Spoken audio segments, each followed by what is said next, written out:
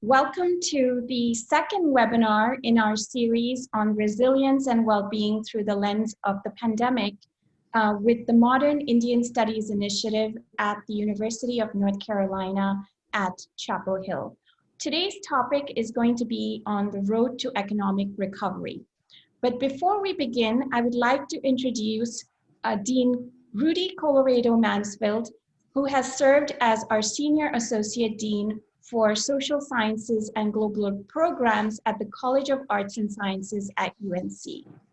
As Senior Associate Dean, Professor Colorado Mansfield oversees the 15 departments and curricula in social studies and the global programs of the college.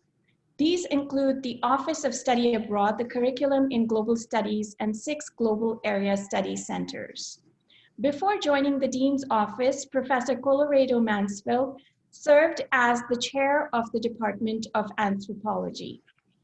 Professor Colorado Mansfield's scholarly research and teaching focuses on the indigenous peoples, consumer cultures, and local food systems. Much of his work has concerned the indigenous peoples in the Ecuadorian highlands. As part of the Dean's senior leadership team, he was a guiding force behind the 2019 Reckoning Student Learning Initiative, Race, Memory, and Reimagining the Public University, and also helped launch the Countering Hate Initiative. More recently, he has served as the academic director for Carolina Away, the fall 2020 program of remote instruction for first years and other students new to Carolina. Welcome, Rudy, and we're looking forward to your opening remarks. Thank you very much, Anusha, and thank you for including me. It's terrific to be here and be a part of this webinar series. I'll start where you alluded to in that introductory remark about the task of reimagining the public university. It now has new urgency in this moment of a pandemic. And one of the things that we are committed to and have been working on so much since April is to really position this university to be a critical collaborator worldwide as we face the consequences of the pandemic. So first and foremost, that's a medical mission. And our laboratories here on this campus and their expertise on the coronavirus led to the pioneering work on remdesivir, the first approved therapy for the coronavirus. But the intervention has to go well beyond medicine at this moment. And we have multiple kinds of projects that are underway. We have work in public health. This is a local collaboration in terms of the state of North Carolina, in which researchers on campus partner with officials to understand how best to get messages out about masks, social distancing, gathering. In addition, we work globally with a research team to look at how these kinds of messages are being received in Russia, Italy, the UK, the United States, Mexico, and that team has just published some of the results in the Washington Post about how public health is shaping politics in Russia, for example.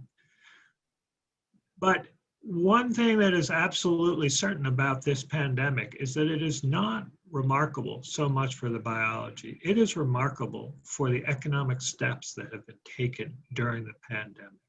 This distinguishes it from anything that has happened over the last 200 years.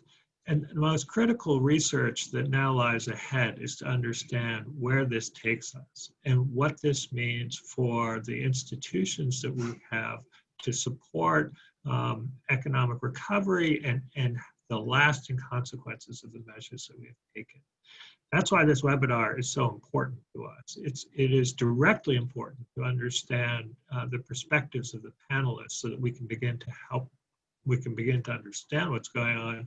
But you are also a model for how we are going to pursue this mission on this campus to shape conversations, to draw people together across the different sectors, which is from government, higher education, private industry, and non-governmental organizations to really be able to understand in real time what is happening, and also to share ideas and propositions of how we move from here. It is not surprising that modern Indian studies would be in the vanguard of our effort to do this. This is really one of the most innovative projects we have right now on this campus in our global programs. It's a partnership of the Indian American community here in North Carolina.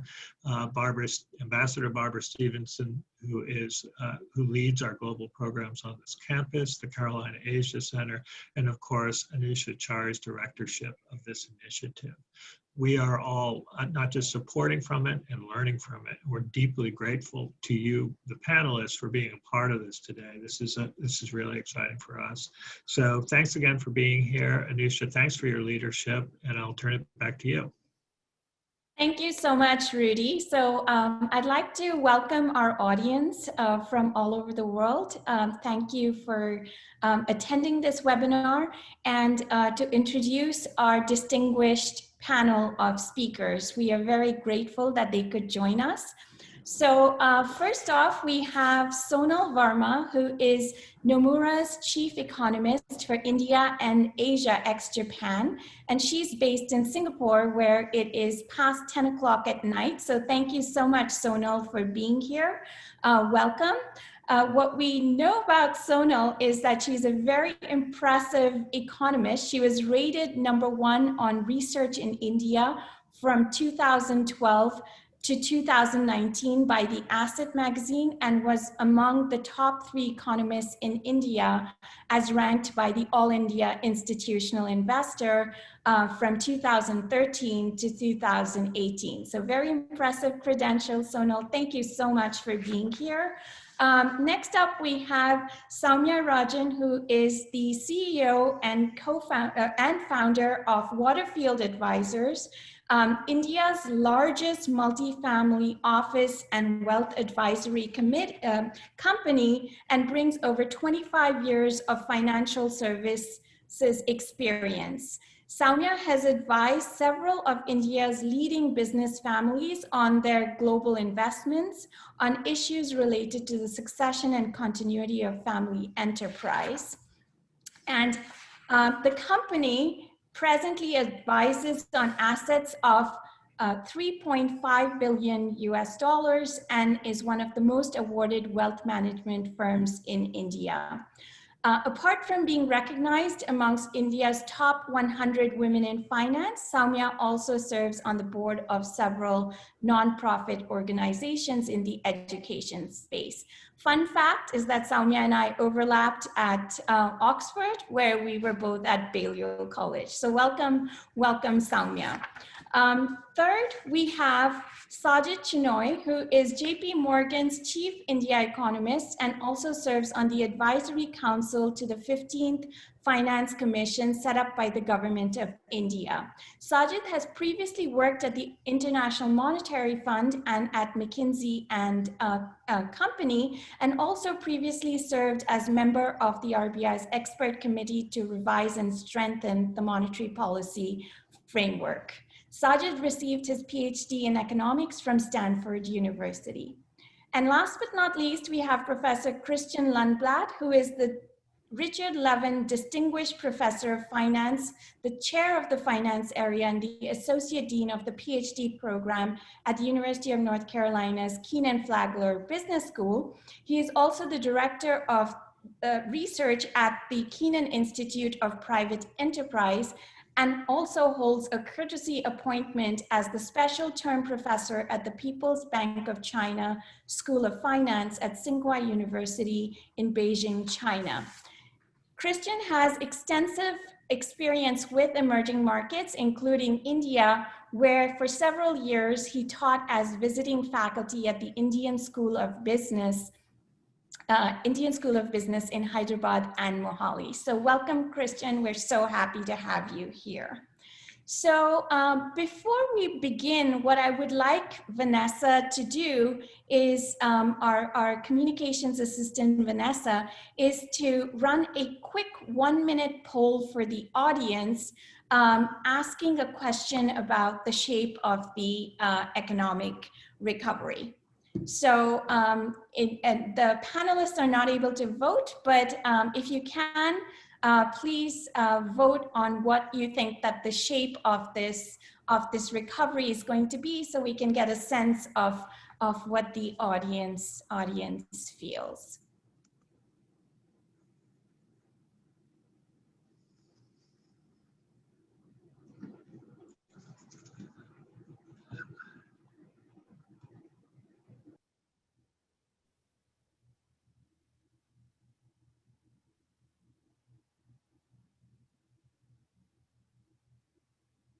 Okay, we'll give it a few seconds more.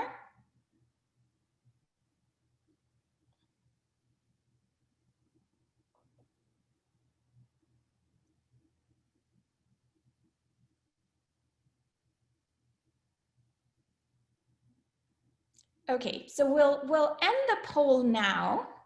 And what we see from the results here is that half of our audience thinks that the recovery is going to be a Nike swoosh or a tick-shaped recovery.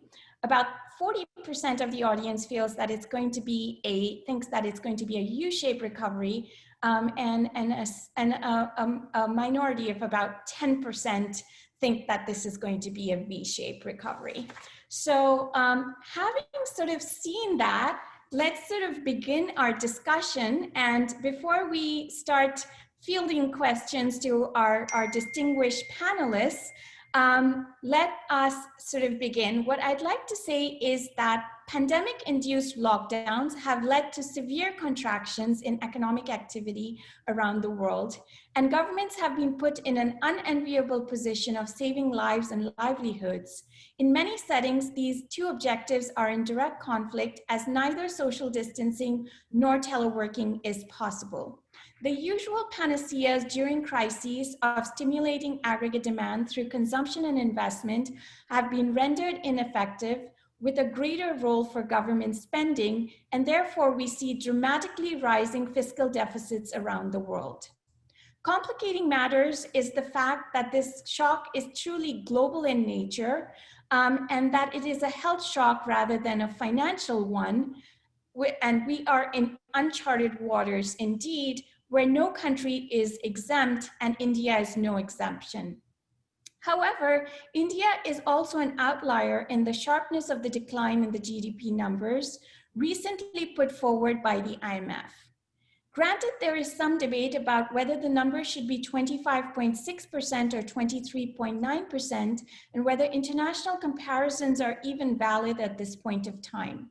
Further, there is considerable uncertainty surrounding the growth forecast for many countries. Will social distancing continue to be the norm for the foreseeable future? How will this impact productivity as business open up to these new circumstances? The issue of supply chain disruptions and a damaged supply potential or scarring, to what extent has the initial demand shock turned into a supply shock? The fact remains at the end of the day that the contraction is severe, and now we have an opportunity to discuss potential paths to recovery.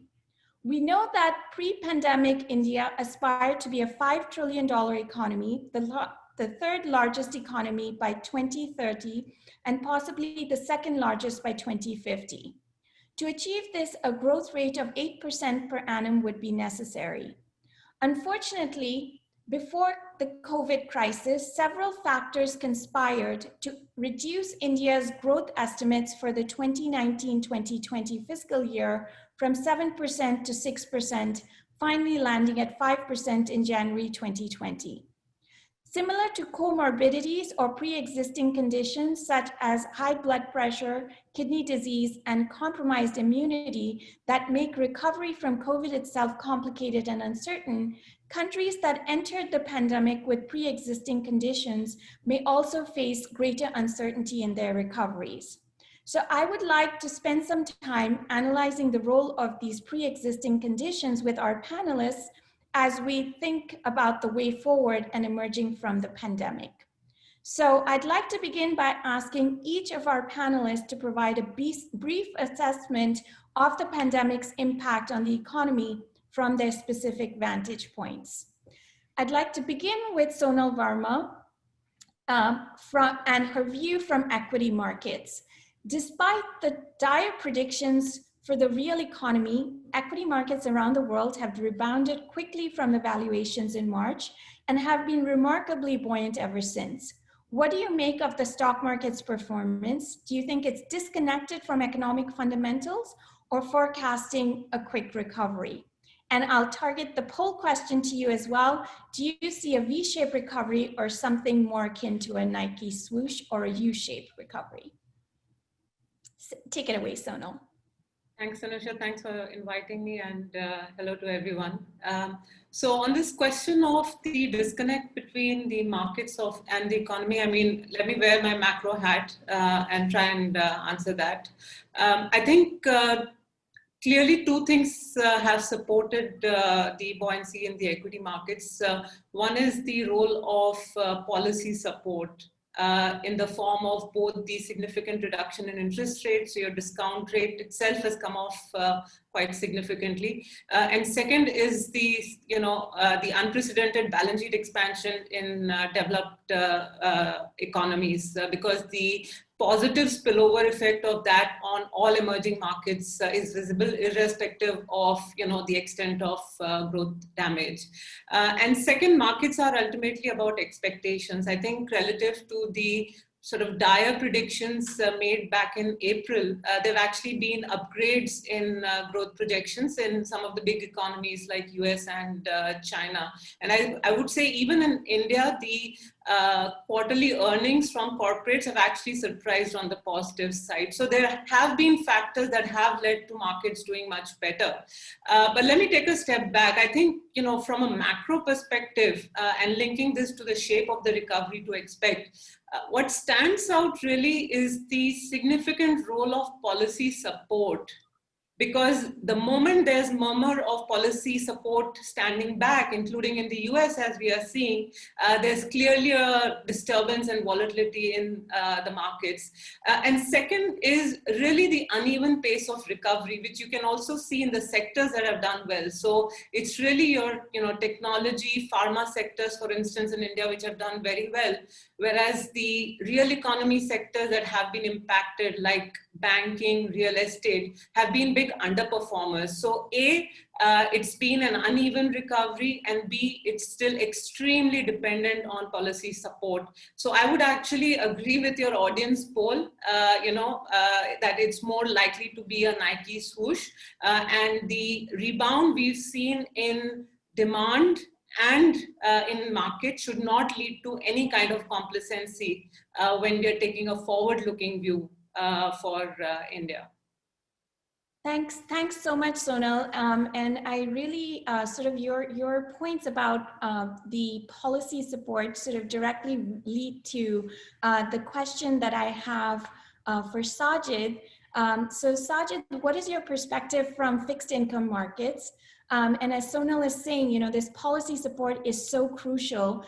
Do governments have little choice but to spend their way through this pandemic? And in the case of India, do you think that the fiscal space exists for sovereign borrowing to support this spending in either domestic or international capital markets? So that we know that the research tells us that state-dependent fiscal multipliers tend to be higher during recessions and crises. So do you think that the present moment is ripe for more government spending?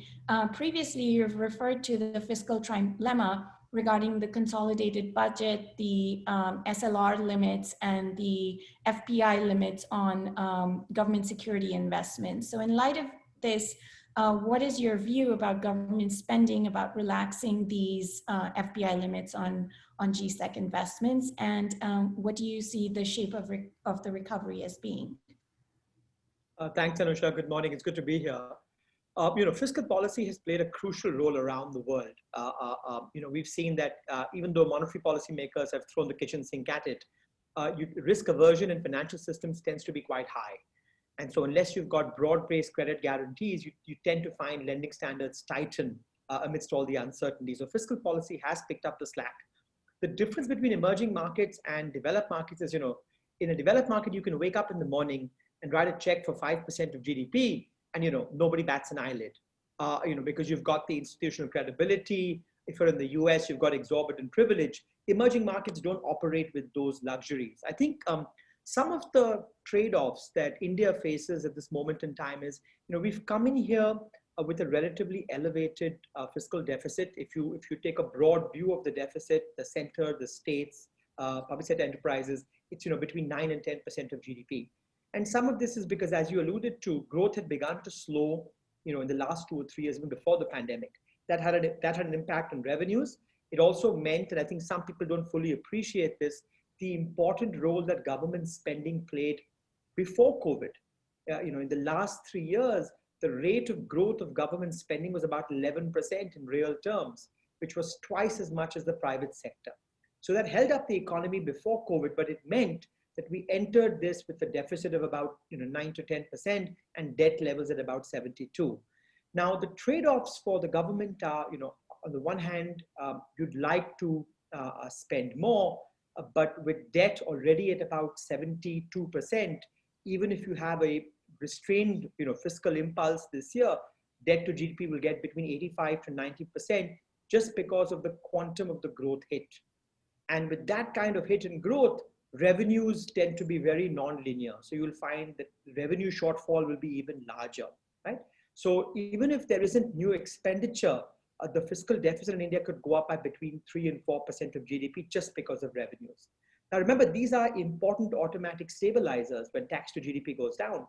But in an environment of heightened uncertainty, where household precautionary savings rise, it remains to be seen how much of these tax savings get spent versus saved. So automatic stabilizers may not have the kind of multiplier that they do in normal times, which then increases the pressure on more expenditure. Now, so far, the government's been quite restrained, but I think more will be needed. What's really interesting is in terms of debt dynamics going forward, I can't emphasize enough the role of trend growth. If India, settles into a 5% growth trajectory from here, even a restrained fiscal response this year would mean debt to GDP keeps rising for the next 5 years. If India can protect 7% growth, even a large fiscal response in the crisis year will mean over time, debt to GDP stabilizes and perhaps even comes down. So I think from fiscal policy, it's less about a number. It's about doing what you have to do to avoid economic non-linearities and preserving trend growth. What do I mean by that? Providing enough support to make sure small, medium enterprises that are viable don't close down, making sure there's enough income support, of course, for parts of society, and making sure that you backstop the financial sector. I think how the financial sector comes out of this will be critical to growth going forward. So it's a difficult balancing act on the fiscal. Let me briefly turn to the second consideration. One is what happens to debt to GDP. The second is how do you finance this? Now, Anusha, several emerging markets are part of global bond indices and they have the luxury of foreign debt flows. India has not seen any global debt flows or foreign debt flows because we're not part of an index yet. We're in the process of getting there, which has meant foreigners haven't bought some of the debt. So the conventional wisdom is it'll be hard to finance this extra borrowing because the central bank will have to monetize it or do QE. And with inflation having gone up the last 3 months and already a glut of liquidity, how much more can the RBI do? Here I have a slightly contrarian view, which is India is on course to running a current account surplus. Now for students of economics, you'll know a current account surplus really means that the savings investment surplus of the private sector is going to be higher by construction of the savings investment deficit of the public sector. Mm-hmm. So what we're actually going to see is excess saving in the economy this year. Add to that very strong capital inflows, and we're now looking at a balance of payments surplus of about 4% of GDP. So India has the opposite problem, a problem of plenty, too much capital coming. But what that means from a fiscal perspective is there's enough savings in the economy to potentially finance more spending. I think as long as the central bank can signal to markets that it'll backstop an abrupt hardening of yields, we may be surprised by the ability of banks to absorb more government paper because they're seeing very strong deposit growth. Banks don't want to lend in this environment, so they're happy buying government bonds, which is why in the first 6 months of the year, we've seen record issuance by the government and the markets have been quite non-disruptive. So there are some mitigating factors here if the government does decide to spend more and help with the recovery. Okay, thanks, Sajid. So that's an interesting point, that you think that the fiscal space exists because of the precautionary savings and the private savings investment surplus, as well as the capital flows that are coming in. And we'll get into this in a little bit about whether this current account surplus is actually a sign of strength of the economy or not in a little bit. So let me turn to Soumya now. You know, from your investment management perspective, we know that this has been a period of considerable volatility in financial markets, and that, you know, this week has been particularly turbulent. And so as founder and CEO of India's largest wealth advisory firm, this might be a challenging position to be in during these times. And what is your view on investment opportunities? And did the pandemic change your views and advice? And if so, how? Do you see a V-shaped recovery or something more like a Nike swoosh while you're making these making these advisory decisions? Thank you, Anusha. And in some ways, sitting on the other side, we've had to actually react when we're making capital allocations to all the things that various central banks, governments have actually been doing. And that has been extremely challenging, sitting on this side of the fence and trying to interpret in some ways what's happening in markets. But I think when we're sitting as an advisory company, particularly when you're investing, the first thing you look at is always strategic asset allocation. So irrespective of what markets may otherwise be doing, there is fundamentally a umbrella or layer which is there in terms of asset allocation that you cannot really deviate too much from. And as advisory firms, we actually stay reasonably true to that. But what events like what we've seen in COVID have actually done, it is in some ways a black swan event. But unlike other events that we've seen in the past, which are more economic in nature, here we have an economic crisis which has come about because of a health crisis first. So for us, when we're trying to navigate through markets at this point in time, what we're looking at is that, are these dislocations in the market throwing up certain tactical opportunities for investors in India? So for instance, the kind of massive stimulus that you've seen from central banks, has that resulted in an allocation, for instance, to gold in client portfolios, which we didn't have maybe 6 or 9 months ago, but which has become quite an integral part of portfolios, at least tactically, for the near term over the next maybe year or two, or even 2 years. Or similarly for Indian investors, they would have been looking at international markets. So we had very small allocations to international markets, but because the dislocation happened, it was an opportunity to also enter markets like the US, which Indian investors may have had much smaller allocations to. So these were some tactical opportunities that happened for investors, but more so, it also meant that you had to, within the umbrella of, let's say, an equity allocation, you were also looking at plays around to what I think Sonal mentioned. Suddenly you were reorienting your portfolio a little bit more to pharma, a little bit more to IT, a little bit more to defensives. You were cutting back on banking because fundamentally we weren't very happy with the way our banking system was looking. So in that sense, we've had to kind of react very much to what the markets kind of threw at us and what the larger state of the macroeconomic play was. So yes, the pandemic did change to a certain extent how portfolios got allocated, but it's also almost like sectoral changes or rotations that we did. And also to Sajid's, I think, comment, we are certainly sitting on this side, very concerned about credit quality, underlying credit quality of companies. So when we look at the data, we almost see for every, if there are 100 companies which are assessed in terms of upgrades or downgrades in terms of ratings, we're seeing that almost only 25% of companies are actually getting upgraded. 75 are getting downgraded, and this has been deteriorating quarter on quarter since March of 2019. These are all the trends that we're watching out for. So when we're making allocations to fixed income, very concerned about credit quality. When we're looking at what's happening in equity markets, quite disjointed from what's the real economy. So quite a challenging time for us.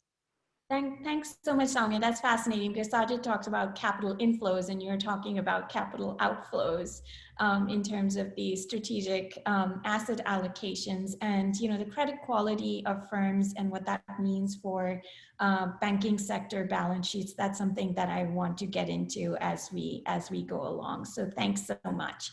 So I'd like to turn to Chris now.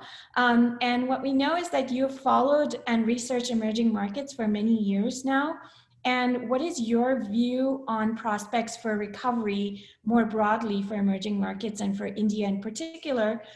Despite the pandemic and after the initial exodus, foreign capital, as Sajid mentioned, has been coming to India in droves. And so in India's sort of capital inflows surged to about 85 billion between 2019 and 20. And we saw this in the aftermath of the global financial crisis as well, these huge flows to emerging markets.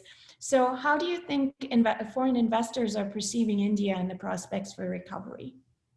Sure, yeah, thanks very much for having me. So, so first let me answer the question about the poll, which is, I think we can safely rule out a global V-shape at this point. I think that's gone. But I would also add to that I think the characterization of like what's the actual roadmap here going forward, either in the United States or in India or around the world, is you know, there's the sort of alphabet soup of recovery, but really it's uncertainty, I think, is a defining feature. And so with that, it's almost interesting that in a scenario like that, you see all of this capital flow kind of coming back into the EM space, and it's on a way a bit puzzling, and in a way not really at all when you think about what's driving it in some sense. You know, what's interesting is, you know, insofar as, you know, the EM space doesn't really have the policy space, the fiscal space to respond. I think we heard that before. You know, there's also significant concerns about the ability of the healthcare system to sort of absorb some of these challenges and such. On the flip side, of course, there's a very different demography and a very different age profile than what we saw, say, in continental Europe. You know, but nevertheless, I mean, normally in a situation characterized by significant uncertainty that certainly has not gone away, you know, you would think that kind of risk assets like emerging markets might suffer, and certainly they did in March and April, but we've seen a significant turnaround. And I think the culprit or the helper there, or however you view the world, is largely, you know, global monetary policy. And so I don't really think it's about, you know, this exciting things that are happening in the EM space. There are plenty of them, but they're rather heterogeneous across the EM space, some doing far better than others kind of before and beyond the pandemic. But this is sort of indiscriminate in some sense. Like there's just an awful lot of flow kind of going everywhere. So in some sense, I'm a bit skeptical about valuations, and I would say that about the United States. I would say it about in the EM space, and that's because I was a bit skeptical about valuations before all of this started, frankly. And so in some sense, all we've done is, you know, taken a massive hit, and then we've kind of worked our way back, at least the lion's share of the way back, both here in the US and outside. And so I'm a bit nervous. And when I look at that, perhaps from the lens of an asset allocator like Soumya, I would worry about where's, you know, reasonable return going to be generated, you know, going forward when you kind of think about a reasonable portfolio allocation. Here's the one thing I would say before wrapping up, and this gets to this question that I think really important question that Sajid raised about sort of potential growth. So, you know, there's this sort of here and now, and then there's what happens after. And that relates a bit to the kind of comorbidity analogy that you articulated, Anusha. It's like, you know, India has significant institutional challenges to be able to reach the kind of growth potential that I think, you know, it aspires to. And that's, you know, that's the kind of financial plumbing that we talked about, and making sure that the right projects get financed and not any project. And you know, so that is, I think, really the ultimate question from the perspective of an outsider looking in is, yeah, there's flows flying around right now for all sorts of reasons that have perhaps little to do with India. But kind of going forward, we're going to get back to the fundamental question once all of this starts to calm down. And that's, what puts, from a policy standpoint and an institutional development standpoint, what puts India on the best footing to capitalize on the legitimate growth opportunities that reside there. And that's, that's back to the hard work of institutional reform to make sure that, that the savings of India kind of goes to the right projects and propels this kind of long run growth that's going to be relevant for all the kinds of things we talked about, debt to GDP and everything else. Mm-hmm, mm-hmm. Yeah, no, Chris, you're making some very valid points about these comorbidities and the existing situation going into the crisis and what that means for sort of getting into the weeds and unpacking where the what's going to drive the engines of growth that Sajid mentioned, of getting on that growth trajectory of about 7% per annum or 8% as was being predicted or forecast a few years ago. I would like to turn to Sonal and ask her a question about, there's the question of the immediate term, what do we do during the crisis? How do we support the economy and the recovery in the immediate term? But then there are also medium-term issues in terms of these pre-existing conditions and what are the engines for growth. I would also like to invite our attendees, if you have any questions, please enter them in the Q&A box and we'll take them as we go along. So turning to you now, Sonal, the question is that when we start to look ahead towards the recovery, the question arises, where are we in the growth cycle, right? Sort of coming into the pandemic, we were talking about, twin balance sheet problems of the corporate balance sheets as well as bank balance sheets. And then people were referring to the triple balance sheet issues, which is, including the household balance sheets and the precautionary savings and decline in consumption that we saw. Could you help sort of set the stage a little bit in terms of where you think we are in the cycle and what this means for the post-pandemic growth outlook? So, Anusha, very important question, and let me split it into the concurrent, where are we in the cycle versus the impact on post-pandemic trend. So in terms of where we are in the cycle, at Nomura, actually, we've constructed this weekly business resumption index to try to actually quantitatively assess where we are. And so if you assume that pre-pandemic, the economy was, let's say, operating at 100%, these stringent lockdowns essentially led to slumping to about 45% in end of April. Since then, we have seen normalization across different sectors, and at an aggregate, we are currently operating around 83% or so. So there has been a pickup in the cyclical activity from the April lows. What we have also observed, though, is that, as I was mentioning earlier, it's extremely uneven. So the supply side of the economy, which is things like power production, coal, cement, etc., that has rebounded a lot more faster compared to the demand side of the economy. Rural consumption seems to be doing much better than urban consumption. Some of the services sector indicators, which are a lot more contact intensive, are still lagging behind. So the economy has recovered, but it's still operating about 17 percentage points below pre-pandemic level. That's where we are right now. I think the important question is what this means for the post-pandemic growth rate. And as Sajid and Christian were referring to, even pre-COVID-19, the non-bank financial company crisis, which exactly as you said, led the twin balance sheet problem of banks and corporates to a triple balance sheet problem involving the NBFC sector, had led to trend growth slowing down. And with this particular shock, the risk is that the balance sheet impact on the NBFC sector, the banking sector, household balance sheets get impacted, government balance sheets are quite stretched, corporate balance sheets are stressed, SMEs are under stress, real estate developers are under stress. The cumulative effect of all this is that the forward-looking capital investment from the private sector is going to be a lot lower. And therefore, the assessment is that the trend growth for India is likely under 6% now, so perhaps in the 5 to 6% range. So the main challenge at this stage actually for policymakers is to ensure that the knock-on effects of COVID-19 in terms of protecting the individuals, particularly the urban informal sector workers, continued support for firms which are under stress, that continues so there isn't a permanent damage. So short answer, cyclically we have normalized, not yet back to pre-pandemic level, but clearly there will be certain permanent scarring effects as well. Okay, thanks.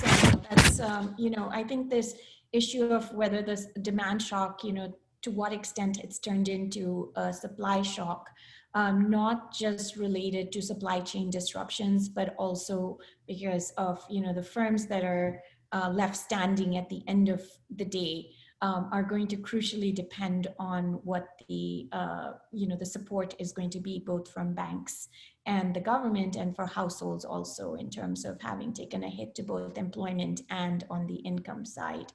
What I would like to ask Sajid related to this, and we also have a question in the Q&A that you can see, which is that all of the panelists have alluded to fiscal policy and government support as being key to growth. So what do you think that do you think that the Indian government has done enough? And does it have fiscal space to do more? And how much do global economy experts think the government policy and approach is clear to improve and retain investor confidence to invest in India?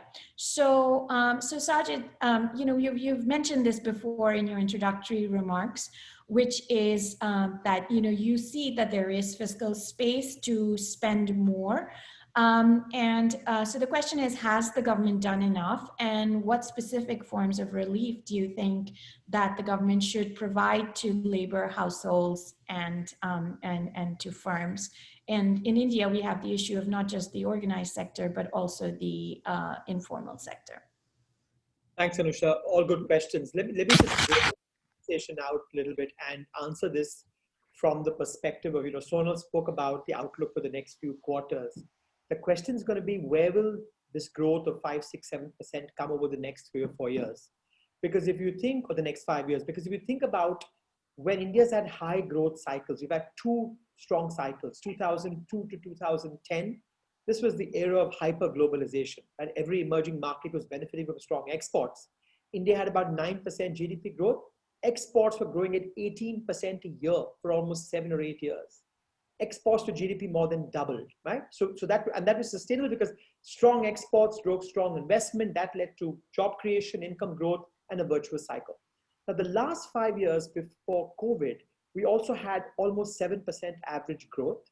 Though there was, the first 3 years were very strong, and then the next 3 years the economy slowed. But the common feature was it was driven by strong private consumption growth, which averaged almost 7%.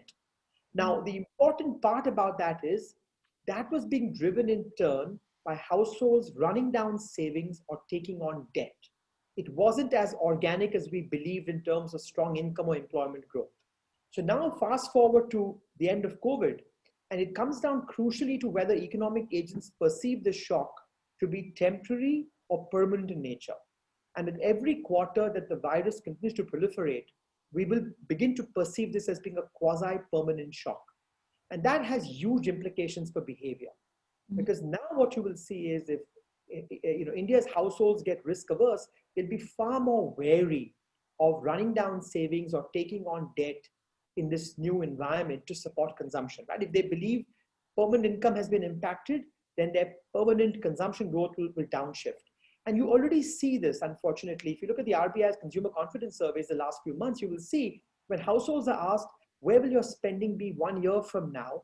In every survey, those expectations are progressively marked down. Mm-hmm.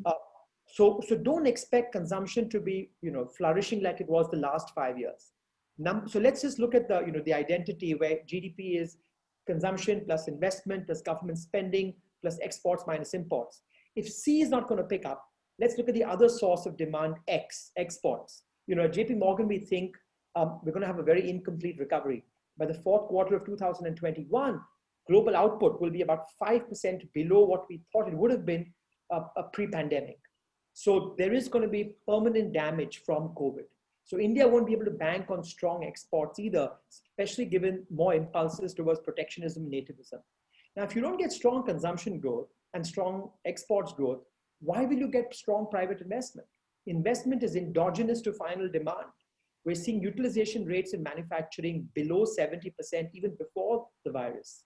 So unless you get some source of demand picking up, either domestic or external, don't expect investment to pick up. And I think this is the context in which one has to think about government support. My own pet way of thinking about this is India perhaps needs a huge infrastructure push over the next 12, 24, 36 months. And I'll end with this. This has multiple benefits. A, it will crowd in private investment. B, it's labor intensive. So hopefully it'll create the jobs that the real estate sector has left behind. Three, it'll help potential growth. So I think there are a lot of benefits of having a big infrastructure push. The question is, how do you pay for it?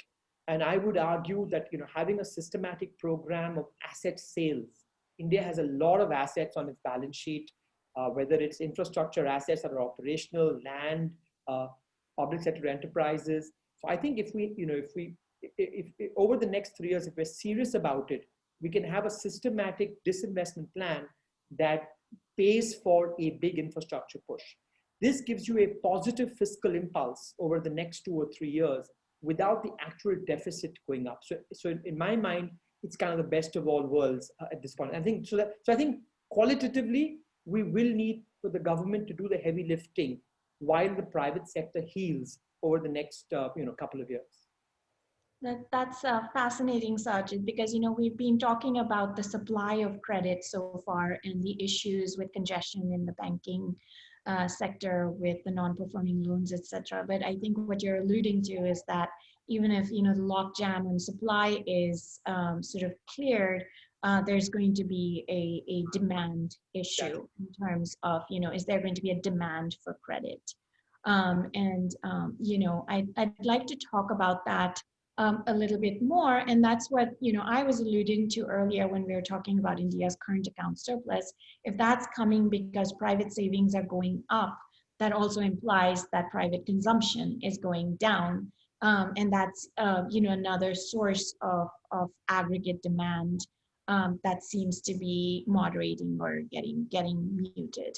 So related to this, Soumya, that there is this significant uncertainty surrounding the sources of aggregate demand and the trajectory of the recovery, right? Like, where is this recovery going to come from if it's not through consumption or investment or the usual, the exports picking up because of a global growth slowdown. So how are you seeing sort of investment allocations going forward? Do you think that we've entered a slow growth, low return regime, both in India and globally? Because you had mentioned that people are interested, the people that you advise are interested in investing abroad. And so if so, where should investors turn if we're looking at sort of long run expected returns? I think before I answer that, I just want to comment a little bit on what Sajid said in terms of what we're actually seeing on the ground with family businesses, because at the end of the day, they're the ones in multiple sectors which are actually trying to figure out what's happening in this COVID environment. Clearly, I think I'd just like to put two things in perspective. One is that before COVID hit, you had all these corporate tax cuts which had happened. And a lot of the corporates were actually thinking that, yes, in the course of the next 12 or 18 months, we would look at investment. COVID then happened, as a result of which even those plans for investment suddenly went, just went onto the back burner. And now what we are clearly seeing is a demand slowdown. Across the board, families are coming to us and saying that, this recovery is in fact, they're actually thinking that it's going to be at least 2 years that they're actually going to plan for. They're actually looking at a situation where they're shoring up in terms of their own capital raise so that they are at least able to finance themselves over the next 2 years. These are things that we're seeing which are happening on the ground. Rural economy is improving as compared to the urban economy. And quite honestly, families have had to kind of navigate, and the kind of credit which you should see flowing in the system freely is not happening. And that's a reality which every family business is probably looking at. So I just thought, just give you the lens from what families are actually seeing across different industries. So it's not just theoretical, it is actually a problem which is very much on the ground. Coming to, in terms of new normal from investor standpoints, I think Indian investors were a little spoiled getting double-digit returns in both fixed income and equities. So to that extent, suddenly when fixed income has kind of fallen off a cliff in terms of much lower rates of return that they're going to see over there, it means that they've also started to question a little bit more around fees of investing, cost of investment. And that has, to a certain extent, we've seen a slight change in client behavior in terms of passive investments, which have also become quite large in India over the last couple of years.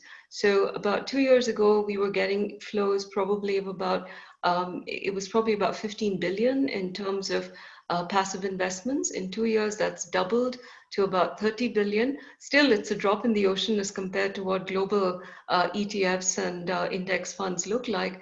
But the fact that clients are beginning to question a little bit around fees for fund managers and the cost of investment, I see this as perhaps COVID in some ways has resulted in a shift towards passive investments that we will see going forward. I think the other area that we will probably see where clients try to readjust to trying to figure out if they can get better returns is the entire alternate space. So that's an area which very nascent in India. When I remember when I started Waterfield and founded it, we probably had maybe 2 to 5% allocations which went into alternatives. Today in the space that we actually advise, it's probably somewhere near around 10 or 15%, but we see that actually growing to about maybe even 30 or 40%, similar to what maybe there in global allocations. So yes, very new normal that I think Indian investors will have to kind of readjust to, really, because the fixed income side is going to really mean that they're going to see very, very low returns there for the foreseeable future. That's really that's very interesting what you're saying about the passive allocations and also the change towards alternative investments. So Chris, what is your take on sort of global investor allocations, in terms of passive allocations to emerging markets versus more active strategies? And also, what are we seeing, in terms of these alternative sort of ESR investments, or that ESG investments that you've spoken to, environmental, social, and governance, or which are linked to, corporate social responsibility in an earlier framework? Yeah, interesting question. So I would say, as we sort of look at the EM space and we look at India in particular, I think this question of what would sort of get the ball rolling. I like this idea of sort of thinking about where are the pieces of the GDP going to have to come from, and if it's not coming from the I component, which is essentially capital investment by firms, G has got to play a role. And so the issue then is, in the United States, there's a lot of skepticism about G, as elsewhere. But the reality is, of course, really interesting fundamental investments can take place over there. So I find that idea sort of compelling, but I think in order to then really bear fruit, if it's going to be an investment in infrastructure, or if it's going to be an investment in education to try to really capitalize on the demographic dividend, so to speak, any of these things then ultimately have to dovetail to the private sector. There has to then be something that follows on the back end of that. And so that's where I think the analog to what Soumya said about what you see outside is quite interesting, which is there's been a huge effort in the United States and increasingly in other parts of the world to sort of disintermediate the banking sector, right? So, that's all sorts of ways to finance compelling ideas to then grow. And one thing we do very well in the United States is, have venture capital and sort of medium-sized private enterprise investments and such that ultimately become growth capital that propel businesses going forward. And so for sure, in India, the families have to play part of the conversation, but I think ultimately it's going to be small and medium-sized enterprises growing up, and that's sort of where alternative investment is really, really important. And so whatever the government might be able to do to kind of best poise India to have a development in that space, that ultimately has to then bear fruit in a different source of capital allocation to make sure that the most compelling ideas get financed. And then, the last question that you asked is, are those investors also changing how they think about the world? And I think the answer is definitively yes. So a parallel conversation that's taken place here and elsewhere, particularly in continental Europe, is the extent to which we may care about things beyond simply financial return. And so that gets to a question that was raised in the Q&A, which is about, what do we care about beyond that, whether it's climate change considerations or the challenges for the labor market that we've seen, throughout the COVID episode, or, diversity or women in the workplace or whatever. Like ESG investing has a sort of broader focus, a broader mandate perhaps. And so I can see a lot of sort of US and European investors looking outside for interesting opportunities in the developing world. And that has to do with compelling growth opportunities. But with that, they're also bringing some interesting questions about what else do we care about in a world that is fraught with all sorts of challenges. Thanks, Chris. So I think it's a very important point that both you and Soumya have raised about these alternative sources of finance, because what we see in India is it's sort of not disintermediation in the banking sector, but more of an issue of asset quality and the non-performing loans and the regulatory forbearance that was provided in the aftermath of the global financial crisis, where we see issues of congestion in terms of bank lending, right? So if you have a lot of evergreening, extend and pretend loans and zombie lending, that essentially means that healthy firms are being crowded out, as some research that I've done also shows. And so what we see in India is this sort of secular decline over the last 5 to 7 years in terms of bank lending, with a slight pickup in 2019. So now we're in a situation which is sort of a tough situation of, we went through the cycle where forbearance was provided in the aftermath of the global financial cycle. We started to see NPLs really go up a lot. Then we had the asset quality review and a gradual withdrawal of forbearance.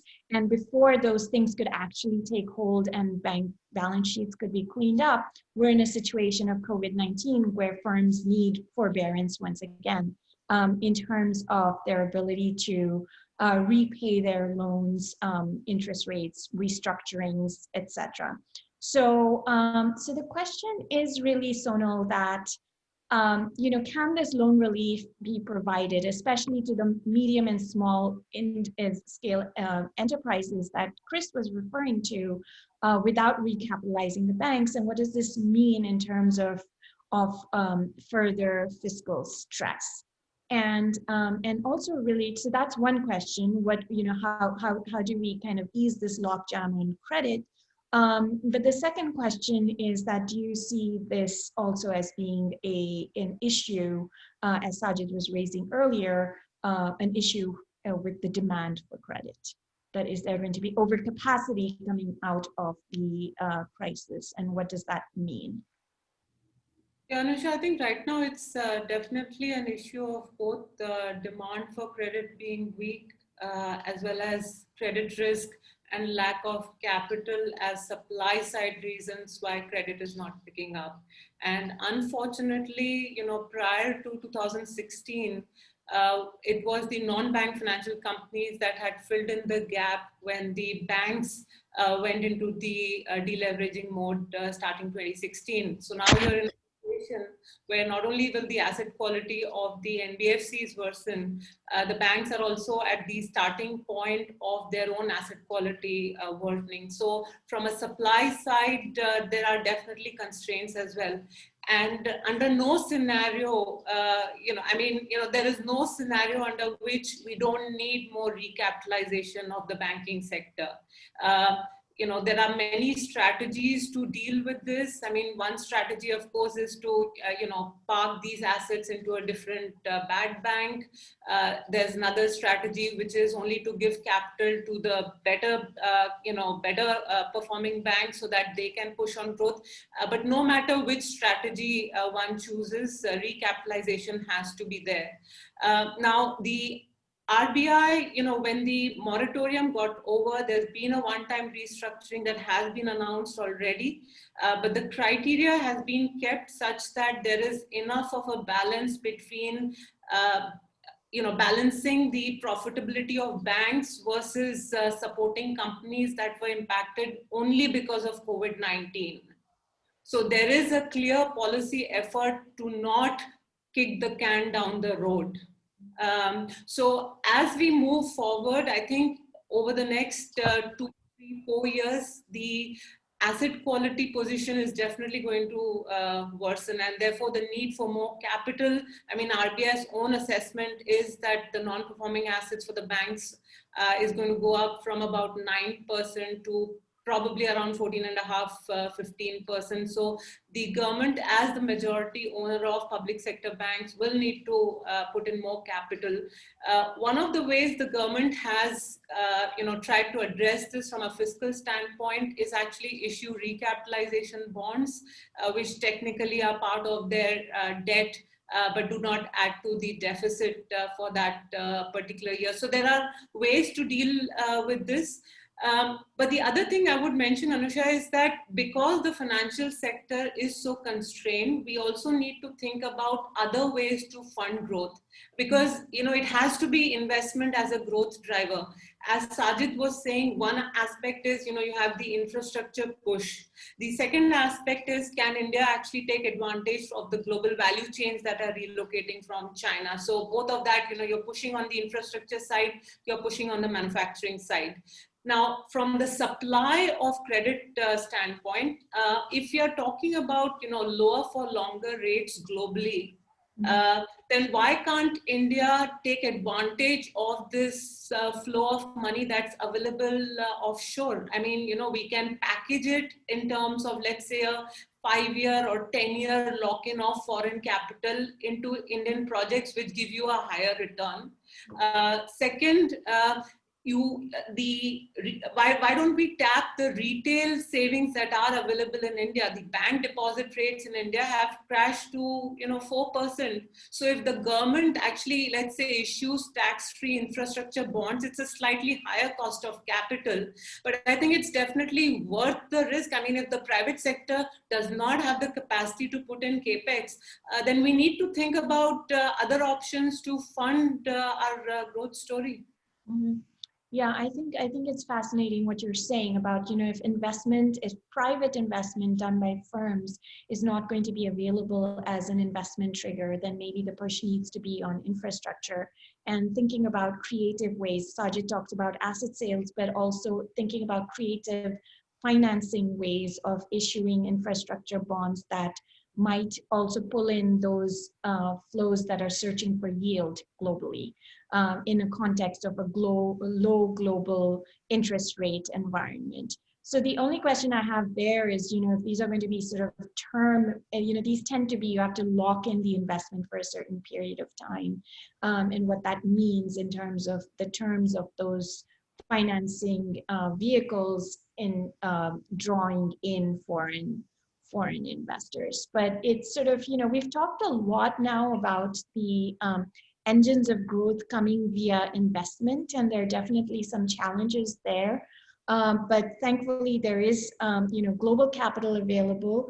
And what I wanted to ask Soumya is that, are you seeing sort of long-run investors in the U.S., which are pension funds, endowments, et cetera, have significantly migrated to private markets? So we've been talking about public markets, the equity and bond markets, as well as bank credit.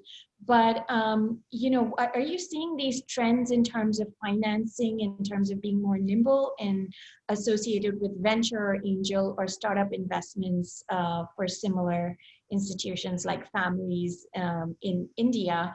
And does COVID-induced risk aversion alter that in any way? Certainly, I think the entire alternate space and the flows that we're seeing into this particular asset class has increased significantly. Over the last 10 years, venture and private equity funds received close to about 198 billion in terms of allocations in a 10-year period, of which over 50% was actually in the last 3 years. So the increase in terms of more money getting allocated to this asset class is certainly there. Though I think some of the challenges that we see in this particular space for India is around 3 different areas. One is from the investor lens, it's really around participation. Because if I was to look at just India has 31 unicorns today, but of those 31 unicorns, only a third of them or 11 of them have actually had domestic investors participate in that wealth creation. So you've actually had more foreign investors benefit from an India story than domestic investors participating in that wealth creation. So, and that was really a function of the fact that you haven't had too many good fund managers or domestic fund managers who've been able to actually be involved in the growth of companies that actually become fairly scalable going forward. The second is really in terms of returns.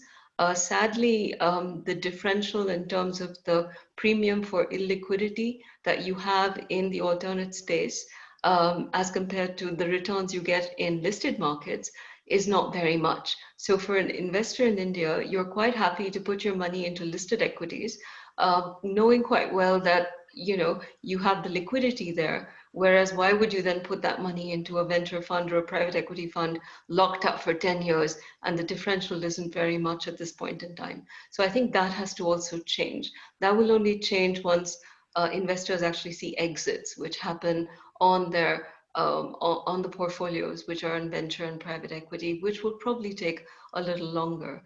I think the third is really tax treatment.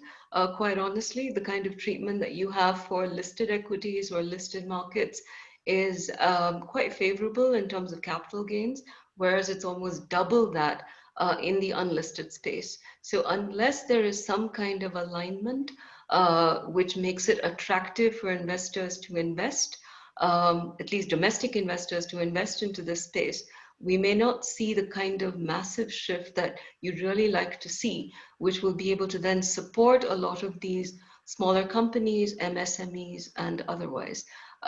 Because I think there is a fairly unorganized domestic market in terms of wanting to look at spaces which are outside of listed markets and fixed income. So then where can that get channelized? But some of these are actually holding things back to a certain extent. Has COVID really changed the way in which people are perceiving this asset class? I don't think so. I think when COVID first hit, what happened is you wanted to be very sure that the investee company that you had was a kind of well-funded and would be able to see COVID through in some ways, and you kind of doubled down a little bit on those investments. But I think more recently, we've at least begun to see a little bit more of a discussion around opportunities which could be there for family and family offices to actually come in to invest. We actually think from an investor's lens that vintages of 2020, vintage 2021 are actually going to be terrific if you have the capital and you can actually come in, because founders also now are trying to see through the crisis and therefore trying to shore up a little bit more capital than they need to, and could be a great time for investors to actually look at this asset class.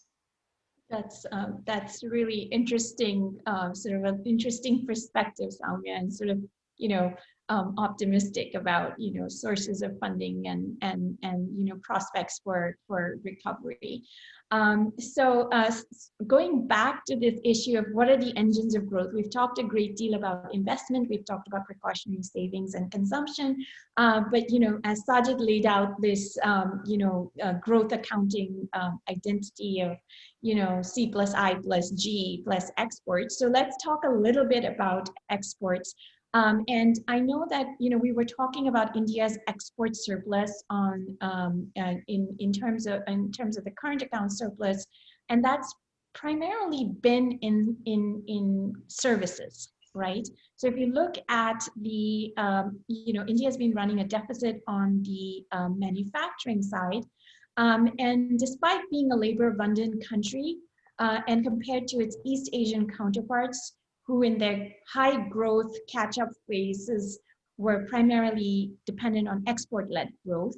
But what we know is that in India, Indian manufacturing and manufacturing exports have underperformed compared to the East Asian counterparts. So now we're sort of also in this geopolitical situation of a US-China trade conflict. And so, Sajid, do you think that this presents an opportunity for China to improve its export competitiveness and stake a stronger claim on global supply chains? And what steps can India, and the question that I have for Christian is, what steps can India take to be an attractive FDI destination for firms vacating China? So, Sajid, do you see this as an opportunity? Anusha, it absolutely is. I mean, we should just stipulate a few things off the bat, which is no country has grown at 7 or 8% for a decade in the history of emerging markets without strong export growth. That's just an empirical fact. So if India has to grow at 7 or 8% for a decade, it'll have to be through strong exports. The challenge is we won't have this, you know, rising tide lifting all boats like China had 20 years ago. So we'll have to do the harder slog of actually increasing our market share globally. Now, as Sonal alluded to, this will have to happen through getting more integrated into the Asian value chain, right?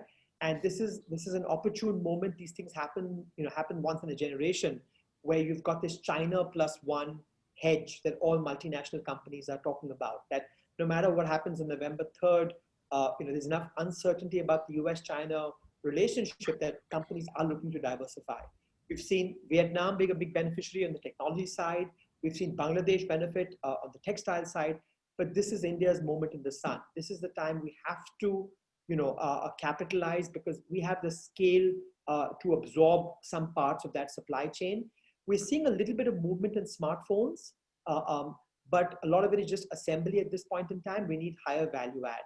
So what are some of the things we can do? You know, what I've been, again, trying to push for is, let's not try and solve all problems at the same time. Maybe we take a more tactical special economic zone approach, a special export zone, right? Where you pick a SEZ, for example, and make sure that in that discrete area, land acquisition is easy, labor laws are flexible, infrastructure is world-class, you've got good port connectivity. And if one or two of these zones succeed, you've got two very powerful demonstration effects. One is external. You know, multinationals will say, well, we can produce in India like we can in China. And so more firms will look at India seriously. The second is internal. If one chief minister can do this in a state and prove that he can create jobs and attract FDI, then others will want to emulate that. So I think we need to start tactically by just having a couple of these zones succeed. Two other quick things. One is, you know, we have to go back to foundational trade theory, you know, the Lerner's symmetry theorem, where an import tariff is an export tax. And be very careful that in this post-COVID world, where there's pressure on all governments for more protectionism, we resist the temptation to raise import tariffs because that would make us less competitive on the export front. Finally, there's a lot of talk about global capital, and it's tempting to say, low for long, India can attract lots of capital. But to go back to the trilemma, there's no free lunch here because we've already seen India's exchange rate in trade-weighted terms about 12 or 13% stronger than 4 or 5 years ago. We've done some work a couple of years ago showing that the exchange rate is an important determinant of exports. So we want to make sure that we don't become uncompetitive in terms of the exchange rate. And therefore, if you attract a lot of global capital inflows, that's not costless, because then if you want to prevent the exchange rate from strengthening, the central bank has to sterilize, and this is the classical trilemma. So I think all of these pieces need to come in together: exchange rate management, special economic zones, integrating with value chains, and resisting the urge of more protectionism.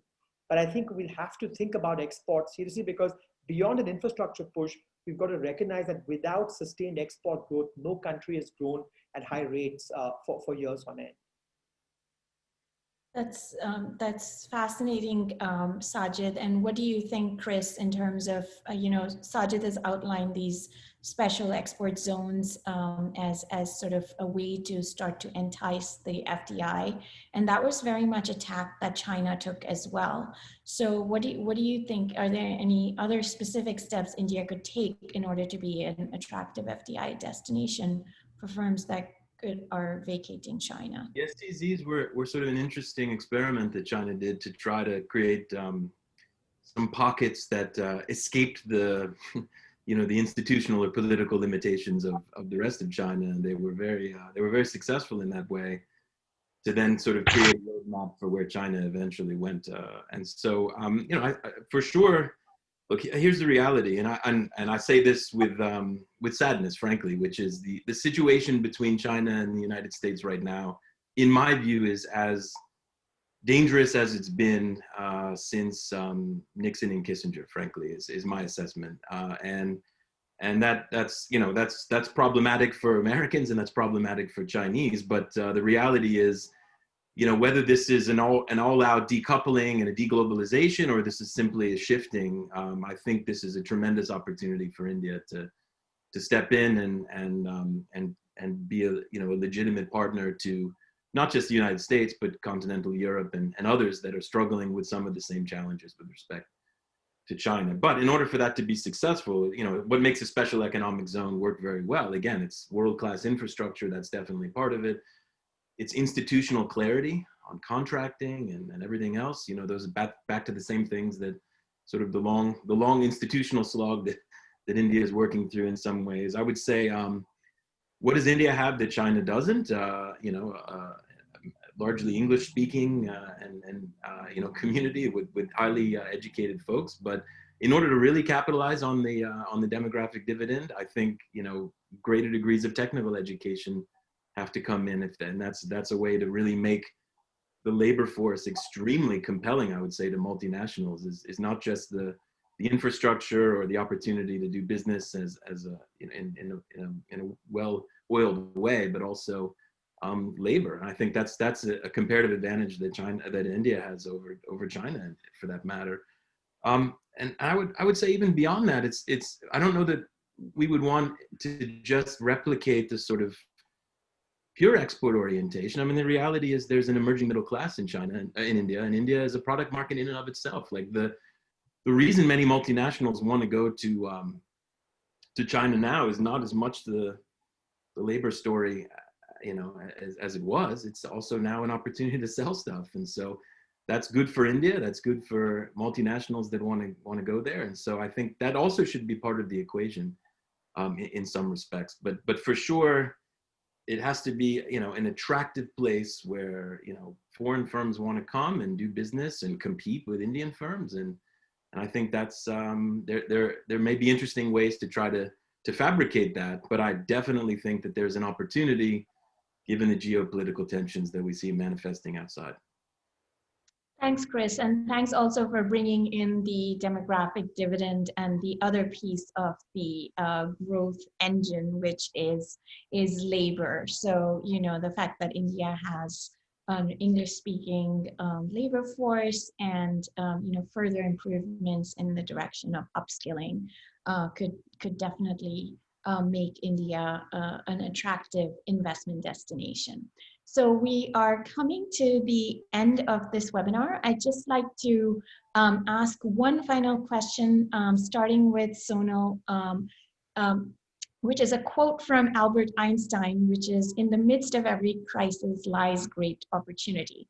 I found out that the fact that this has been attributed as an old Chinese proverb is actually etymologically incorrect. It was actually, Albert Einstein who sort of said that in the midst of every crisis lies great opportunity. So, Sonal, do you see the present crisis as an opportunity for implementing reforms? And we know that these reforms don't happen in a vacuum. There's a political economy, there are incumbent interests, winners and losers, and so on.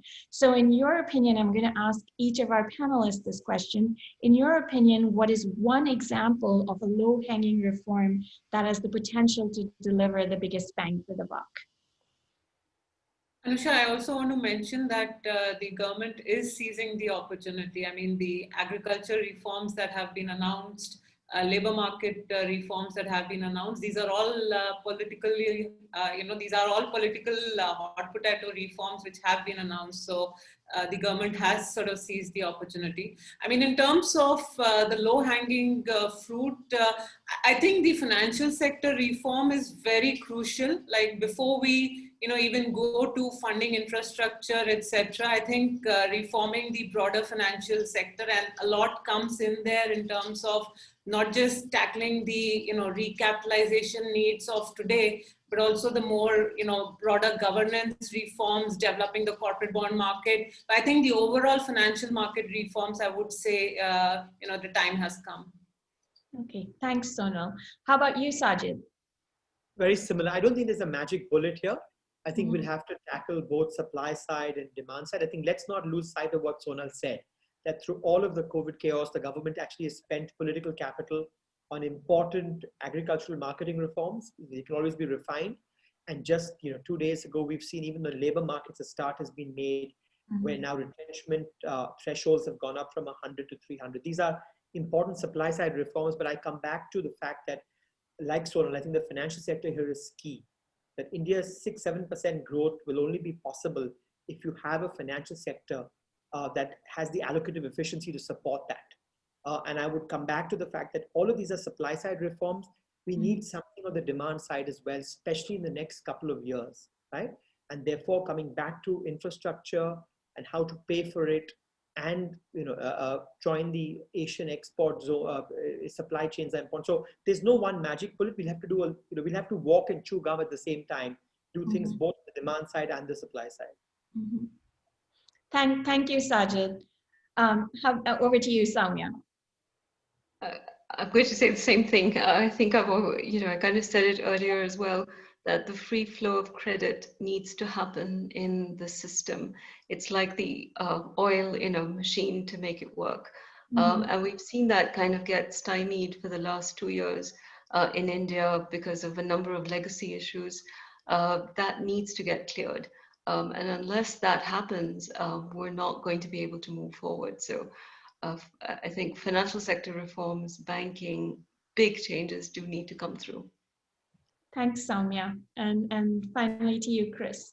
Sure. So rather than reiterate what everyone said, I would say this is also an opportunity to be a bit introspective, both here in the United States and around the world, including India, which is like what trends that were already taking place has this simply accelerated, and how best to take advantage of the creative destruction that engenders. And then the other is sort of what new trends has this kind of engineered or forced us to confront. And I think there's a wealth of both of those types. And so it's important we keep an eye to that. We don't necessarily want to reconstruct the world that existed before this, because maybe there are some compelling opportunities or an acceleration of opportunities that we ought to be cognizant of. Anusha, I'll just take 10 seconds to say, I think Chris makes a really important point. I think the challenge from COVID is that on the one hand, you want to make sure that economically viable firms are kept alive, At the same time, you want to enable the creative destruction that's inevitable post-COVID. And getting that balance right is going to be crucial, I think, which is why you require a healthy, vibrant financial sector that can make those judgments and decisions. Correct. Right, absolutely. The sort of fostering these forces of creative destruction, I think, are absolutely key, while sort of providing the necessary forbearance, right? And that's quite a tightrope to walk, but I think that there are definitely opportunities. And thank you so much for raising sort of some creative ideas for financing as well. That as these financial sector reforms work their way through the system, that you have all highlighted many different opportunities for financing. So I'd like to thank our distinguished panelists for making the time to join us and sharing your insights and expertise with us.